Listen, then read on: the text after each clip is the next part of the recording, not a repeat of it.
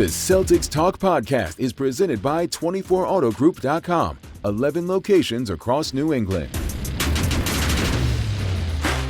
What's up, everybody? Post-game pod. I got to commend you. If you click play on this thing, you're like the top 5% of all Celtics Talks listeners. I told Kayla.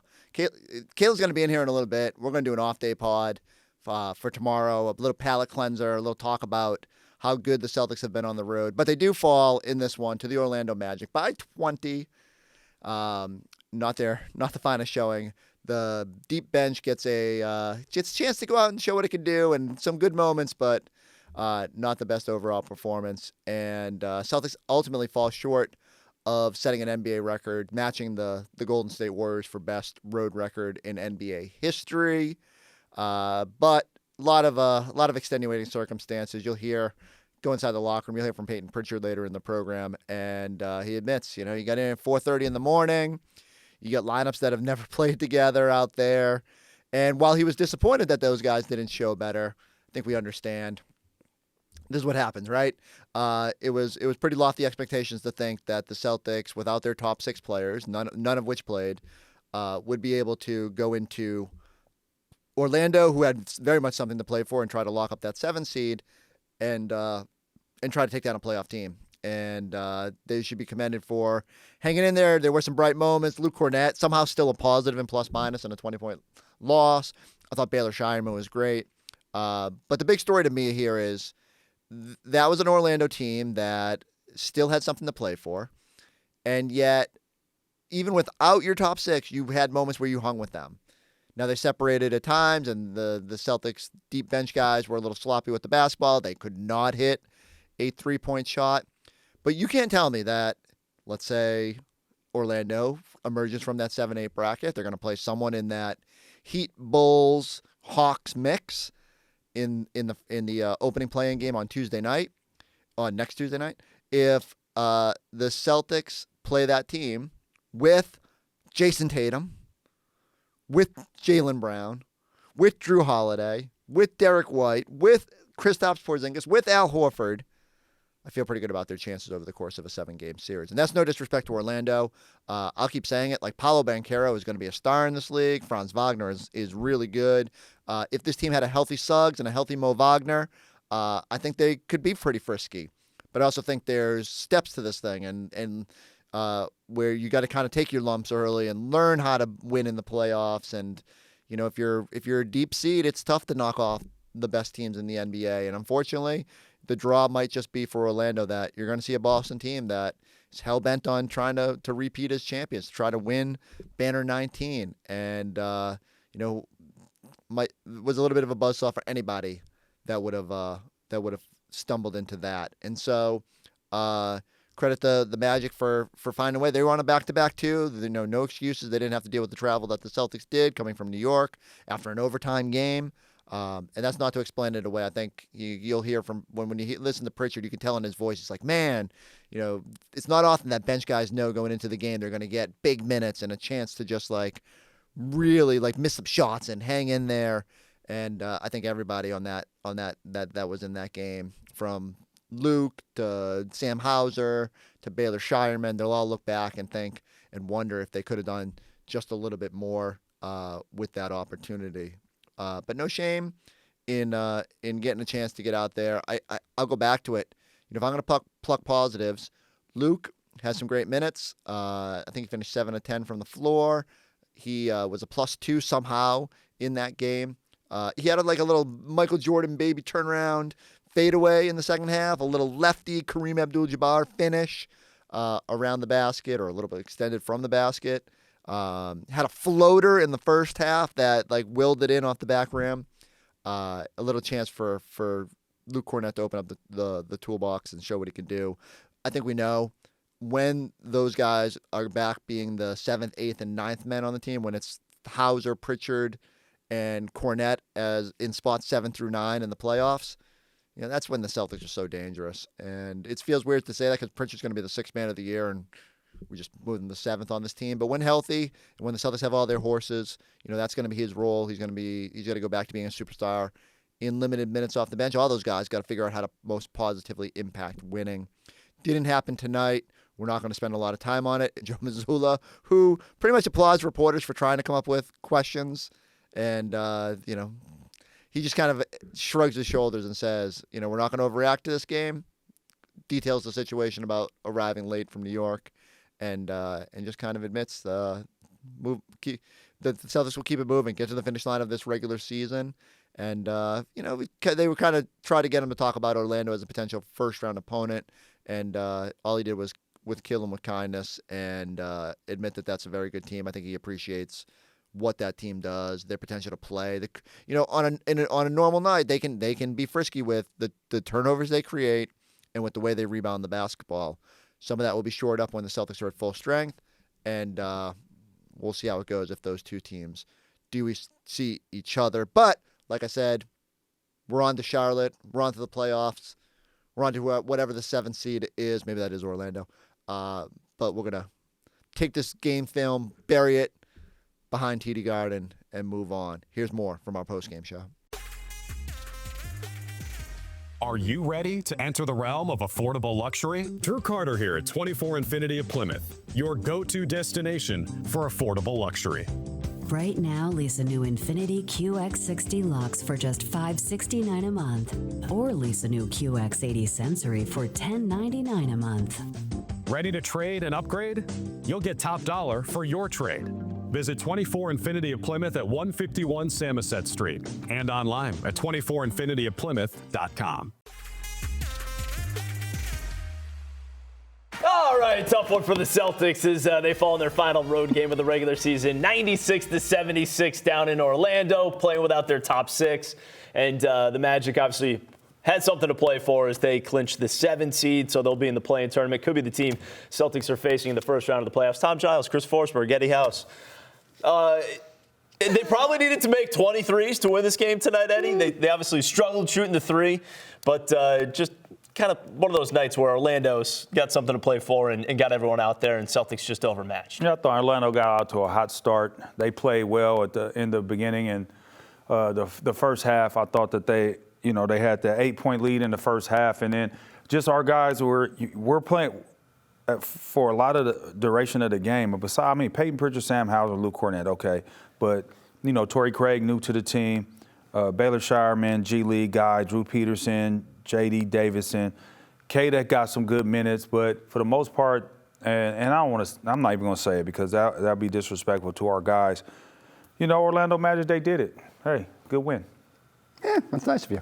I would say this: if the Celtics competed and for much of this game with their backups and third stringers and hung with the Orlando starters, I feel pretty good that if the Celtics and Orlando are going to see each other in the first round of the playoffs, that when you have Jason Tatum, Jaylen Brown, Derek White, Drew Holiday, Kristaps Porzingis, Al Horford, you should fare pretty well. And so that would be my biggest takeaway.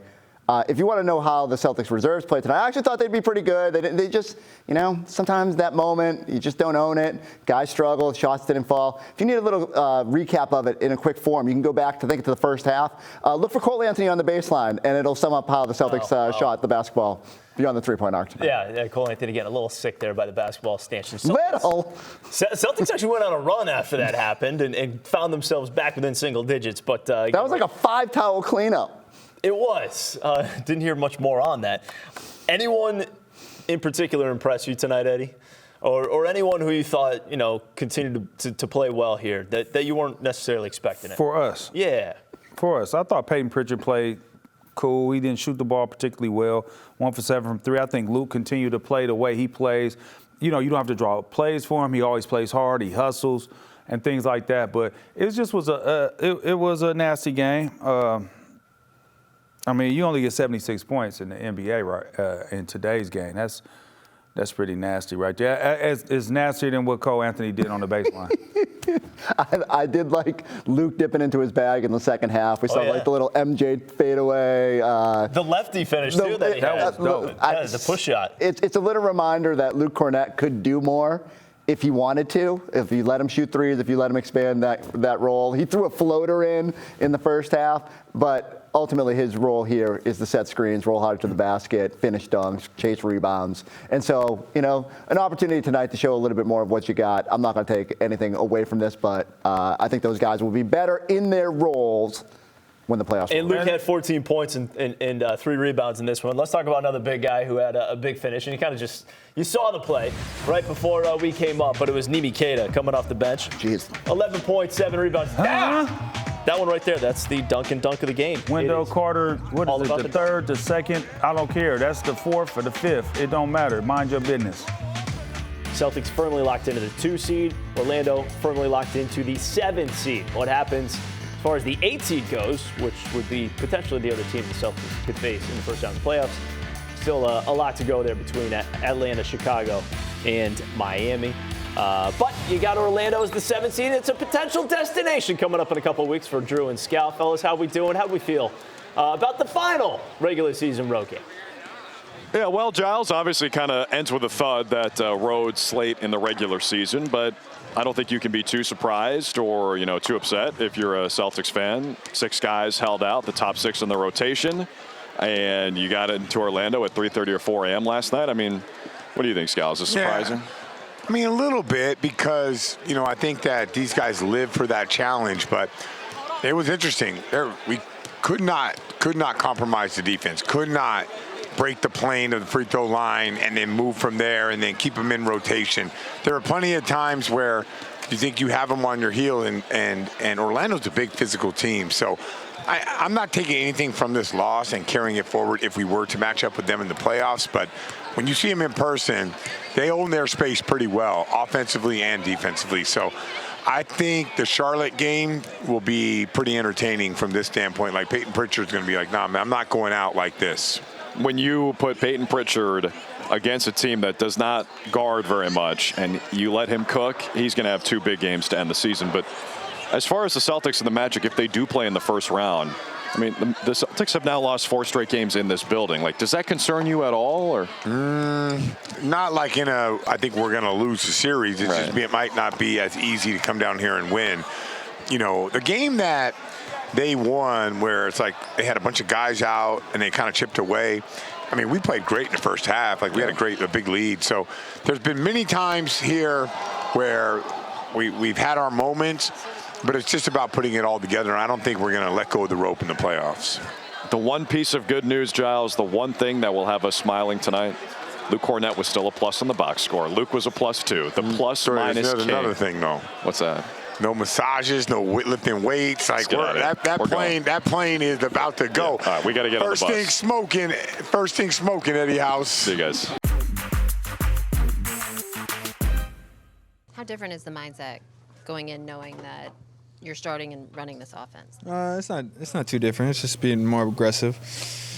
Unfortunately tonight we didn't really hit many of our good look from threes, which obviously hurts, especially in the modern day NBA. You got to hit threes to really win games, and we shot I thought good shots, but just really short tonight.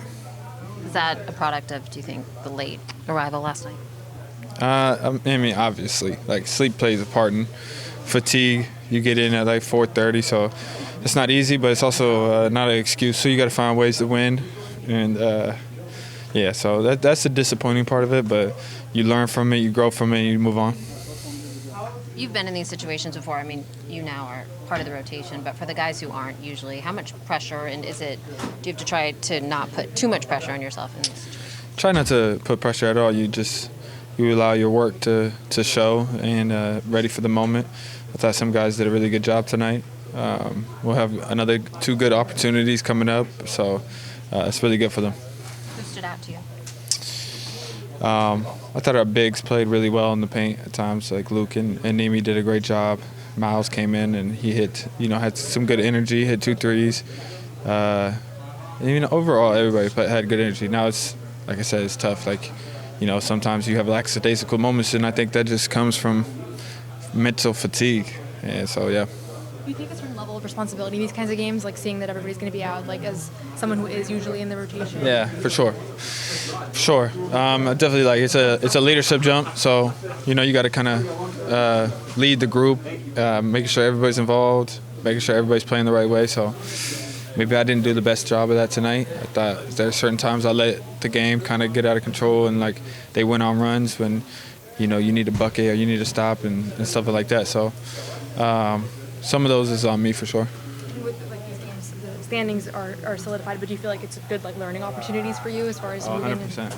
I definitely look at this as a learning opportunity because I'm always trying to grow and, always looking to take the next step and stuff like that. So these moments is crucial. You learn how to affect the game in a different position. And like I said, you just learn from it and grow and keep moving. What do you do over the next 10 days to obviously start practicing, but just to get rest? Like you said, these guys are tired. What do you do over the next stretch to make sure you're ready for game? Well, I feel like, the first beginning of the week, you definitely focus on recovery. You're getting your bodies right and stuff like that. And then you'll practice. You start game planning. Obviously, we'll have some live stuff, get some live reps and stuff, and be ready for that opening playoff series. But most importantly, it's just getting your bodies fully recovered. I mean, it's been a long season.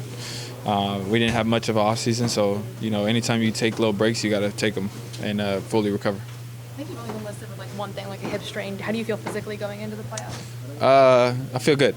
The hip strain's pretty much gone now, so that was the only thing this year that bugged me a little bit. But for me, I'm a little fatigued right at this moment, but get some sleep tomorrow and be ready to go. Obviously, the Magic are a team that you could play in the first round. Tonight's game, they had basically everyone that they were going to have for the series available. Do you take anything from this game that you could potentially use in that first round? Yeah, they're big in the interior. They have a lot of long players, so I feel like you got to push the pace against them. You can't really play in the half court necessarily.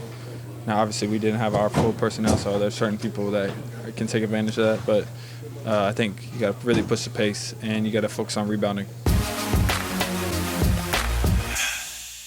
All right, looking ahead, Celtics hosting the Hornets, double dip Friday, Sunday to wrap up this season. I'm going to admit, I looked at the Hornets roster. I was like, who are these guys? Now, there's some names on there that you'll notice, and I'm exaggerating a little bit, but I think we all know the situation. The Hornets are steamrolling towards another lottery pick. Charles Lee is trying to figure out what the core pieces are moving forward. They got to get healthy after this season and figure it out, but it will be another opportunity in these games for the Celtics to get some work for the deeper depth guys.